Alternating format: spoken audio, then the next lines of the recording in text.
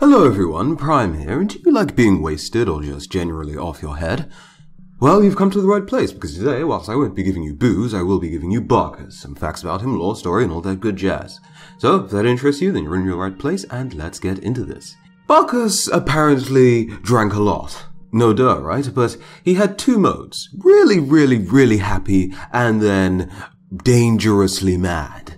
We'll get into the dangerously mad later, but apparently it was very important and this signified the two aspects of wine. So I've already covered Bacchus's main story, and by the way, I'm not going to be calling Bacchus Dionysus at all, or his other name, but I'll have text on the screen. But yeah, I'm only going to be calling him Bacchus throughout the entire video. So yeah, Zeus wanted Semele, Bacchus's mother. Zeus went to her in secret behind Hera's back a lot. Hera eventually grew suspicious and paid Semele a visit. Then, after this little chat that the two women had, Semele asked to see Zeus's true form. And when Zeus revealed his identity, the pregnant Semele was destroyed. But a fetus did survive from her ashes, corpse remains. And Bacchus was then, well, he wasn't Bacchus yet, but the fetus, rather, was implanted into Zeus's leg, or thigh. And when it was ready to be born, it was born through Zeus. So, Hera was none too pleased about the fact that, well, Bacchus survived. So, through one series event or another, she had the Titans tear him to pieces. Or rather, she had Bacchus torn to pieces, and the Titans finished up the remains. Zeus was none too pleased with the Titans after this, so he got one of his favorite lightning bolts and jabbed it up one of their bottoms. Then did the same to the rest of the Titans, and that was the Titans dealt with. Apparently, this is also one of the creational myths for humanity. We are actually the descendants of these titans, apparently. Athena, as bad as she may be in pretty much any other story that I've covered so far on the channel, besides maybe one of Hercules's and a few others, actually a lot of Hercules's actually, she's not that bad in Hercules's story really, but she actually was able to recover a part of Bacchus, and he was then saved and resurrected, reborn if you will. And because of that, Bacchus is heavily associated with revival, resurrection, coming back to life. So if Bacchus is ever reworked, his ult is trash for damage, his 3 does next to no CC anymore, the leap is too much risk for not very much reward, then, or I don't know, just he needs die changes is the point, then maybe perhaps we'll get another god that can revive people, which will be fun to think about. So there's not too much I can add about Bacchus's relationships that I haven't already discussed. If you want to find out about Bacchus's relationship, go ahead and check out the Roman version of the saddest backstories in Smite video that I did. It has a Cupid for a thumbnail, and I think it was part 3, but don't quote me on that. The purpose of Bacchus, or essentially what he was mainly known for doing, was traveling around the world and spreading knowledge of his cult and adding to his followers, the Maenads. These were vibrant women, drunk of course, armed with rods tipped with pine cones. What they did with these pinecone-tipped rods is up to your imagination, but try to keep the filth out of the comment section, chaps. Bacchus was usually worshipped in the woods, and this is usually where you'd find him traveling, hanging out with his ladies and satyr followers. The Maenads that followed Bacchus were known to be clutched by a spot of madness from time to time, and savagely feasted upon anything living that they could find, besides each other, because they, had a strictly don't eat people from this cult rule. They wouldn't cook any boars or cows or whatever it was they could find, they'd just eat them raw, which is a bit savage and kind of scary. They were also far stronger than your typical women, which we will get to in a moment. But, despite being a wild and free god, Bacchus was no weakling, and even took down Thanatos during his trip to the underworld, just to save his mother, Semele, because he was very concerned about her and thought she might be suffering in the underworld. But coming back to the whole drunken rage thing, was that he could harness a sort of rage that amplified his power in combat. I.e. he went Super Saiyan or some other anime power-up. That kind of thing, whenever he got smashed or just really wasted. So, if you've ever wondered as to why when you just pop your ult as Bacchus, you get an extra, what was it, 40 or 60% magical power? Can't remember which, but it might have been nerfed or changed, but as far as I remember it's 40 or 60%. Why you get that? Well, that's the reason. Or at least that's why I like to think, so that's a little callback to the lore there.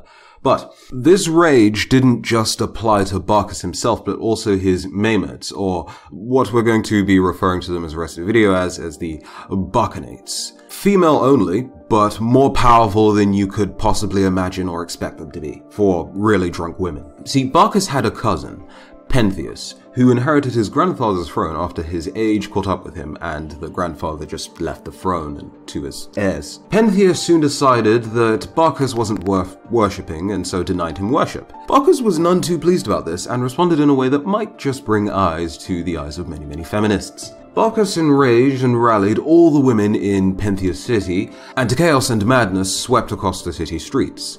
Like monkeys on LSD, the women went pretty wild and crazy. Nevertheless, perhaps Bacchus was drinking or was just sleeping off a really nice party. He was captured somehow by the king and placed into a cage, almost too easily. Bacchus then informed Pentheus that if he disguised himself as a woman, he could get a great view of the women enjoying in, shall we say, the pleasures of the flesh with each other. Why the king decided to believe this considering the circumstances is beyond me, but he did and decided to dress himself up as a woman. He then scurried up a tree and decided to get that nice peeking spot up there, but unfortunately the women were having none of it and pulled him out of the tree. The ironic thing though was that the first woman to actually get him down from the tree was his own mother, and what the women did next was very, very savage. They got together and tore the king apart with their bare hands. I mean, pretty hard to pull body parts off of yourself, just someone else's body parts away from themselves. Even though there's multiple people, it still seems pretty hard. And God knows how zombies can manage to do such things, but that's science fiction, so I'm sure you can explain that away with some sort of gobbledygook about, I don't know, they have special powers or whatever, it's magics. But a normal person, normal group of people, highly doubt you can pull apart someone's body just by tugging on them. Unless you have a significant number of people, would that even still work? I don't think so. So the point is, the strength buff that Bacchus bestowed upon these women must have been insane if they were able to just pull this poor king apart. Whilst it does make Bacchus seem a little more scary than you otherwise would have thought he would be, it also makes Greek women very, very, very much scarier than you otherwise thought they would be. And just, I guess, well, considering the fact that he just gave this buff to, and yes, I'm going to call it a strength buff, to all of these women, seemingly, okay, he had a very specific reason as to why he did it, but seemingly just random at will, kinda makes you wonder you don't want to mess with women in Bacchus' presence. But similar strength buffs do exist in other mythologies for other deities and gods, such as Odin and the buffs that he bestows upon his Berserkers or Ulfnar. Whether or not these guys actually existed in the real world is, well, debatable, but these chaps essentially paid their tributes to Odin and practiced several rites and rituals, and eventually they were apparently able to become either bears, the Berserkers, or the wolves, were the Ulfnar, in battle. They were also said to be immune to pain. That doesn't necessarily mean that you couldn't just cut their arms off and have that be that, but yeah. They also went into battle naked, which, no, that sounds dumb, but they went into battle naked all the same, and apparently, if they were not completely naked, they did wear, like, the skins of whatever animal they were trying to transform into, so a bear skin or wolf skin. And they also apparently abandoned their weapons as well, feeling that because they were going to transform into a wolf or bear, they didn't need them, but it is what it is. With the ladies being super smashed and these berserker chaps being apparently immune to pain, you'd think weapons would perhaps be useless, but no. I mean, again, cutting off one of their arms or limbs or whatever would most likely still disable them all the same. It's just they either A, wouldn't feel the pain, B, ignore the pain, or C, just be somewhere else entirely and not assume that they're in pain at all because their acid is that good. But there you go. One thing that seems to create a fairly nice split between these two fighters is that one group seems to be exclusively female and the other seems to be exclusively male. Though I'm not sure if there were female berserkers, and of course male satyrs did follow around Bacchus, and I'm not sure what their deals were, but let's just assume that female side, male side, done and dusted. But deciding on which one you'd prefer to be, or which one might be better, as far as combat is concerned, it sounds very unlikely that these berserkers in real life would actually... Okay, well, I suppose we have to suspend belief a bit and assume that these berserkers could actually transform into bears and wolves and such, and weren't just crazy people wearing bear and wolf costumes, but in real life I highly doubt they're actually able to transform into these creatures. But assuming that they were able to do this, that would make each individual berserker quite a bit more powerful, I'm assuming, than each individual Bacchanite. But the thing that you have to remember is that it seems like any woman could become a Bacchanite, whereas you'd have to undergo specific rituals and rites to become a Berserker. So I'm assuming there would be a lot more Bacchantes in this fight than Berserkers. Also, as a fairly important side note, let's be real here. Would you have more fun being drunk all the time and even having your power buff just from being super drunk? Okay, I'm not sure how conscious the women who weren't necessarily drunk but were still taken over by Bacchus during the killing of Pentheus, what they were thinking, if they were in full control of themselves. I don't think they were. I think they were seeped into a madness, which the mother, instantly after realizing what she did to her son, regretted it. But at the time, at the very moment, she was completely out of it. Like, completely tripping on acid or LSD. So, I suppose it's like having a carefree life, which is kind of the whole theme of the Bacchantes, you know, they're not really worrying about anything, they don't care about what's going on, they're just having a good time. These Berserkers, on the other hand, they're fully aware of what they're trying to do, as in their minds, and there's a lot more skill involved with being a Berserker. Not everyone could be a Berserker. These were specific shaman warriors who thought that they could transform into bears and wolves and perhaps other things that I couldn't find out that Berserkers may or may not have been able to transform into, but as far as I know, it's just bears and wolves.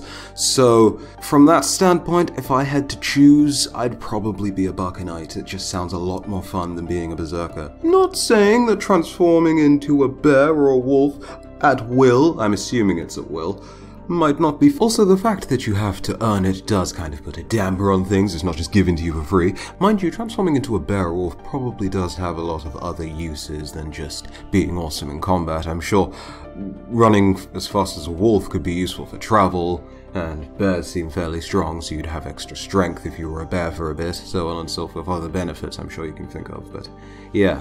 There is also the question of, whilst you're transforming into this bear or wolf, you are losing control over yourself in the sense that you're losing your humanity, but otherwise you have the same manner of control over yourself as a wolf would have, for instance. Whereas as one of these Bacchantes, you're drunk all the time. Your control of yourself is pretty much non-existent, and it seems that Bacchus can manipulate you as much as he would like to. Case in point, he made a mother contribute to, or perhaps even kill, her own son. So, there's that downside. But there you have it. That was Bacchus's lore and some lore on some of his followers. If you enjoyed, go ahead and leave a like. If you're new to the channel and want more content just like this, then all you need to do is hit the subscribe button. And if there's something you would like me very specifically to cover in the following videos, just leave a request in the comment section below. But tell me, would you prefer to be a Bacchanite or a Berserker? Really interested to know what you think about that in the comment section below. And until the next video, have a very, very good day. I've been Prime, and I'll see you in a few. Bye-bye.